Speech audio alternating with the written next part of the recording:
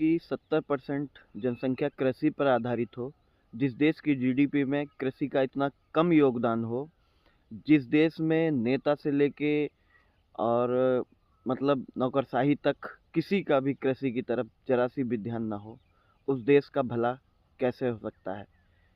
भारत देश में या अपने देश में किसानों की जो स्थिति है वो सबसे दयनीय है।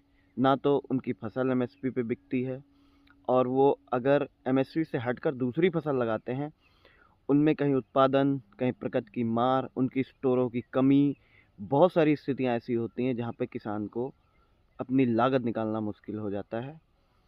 और जितनी भी मतलब टेक्निकल चेंजेस कृषि में होने चाहिए, जो सब्सिडीज़ कृषि क्षेत्र में नए इम्प्लीमेंट में नई टेक्नोलॉजी में देनी चाहिए, सरकार वो नहीं दे रही है किसानों को। मैं किसान हूँ, मैं किसानों के आवाज़ उठाता रहता हूँ। मैं जो एक्चुअल में है उसको अपने चैनल के माध्यम से बताता रहता हूँ।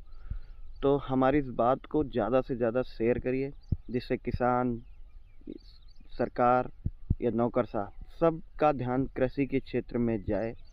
क्योंकि जहाँ की जनसंख्या इस पे आधारित होती है, अगर उनका स्टैंडर्ड ऑफ लिविंग मजबूत नहीं होगा, उनकी परचेजिंग पावर अच्छी नहीं होगी, तो इस देश का कैसे विकास होगा।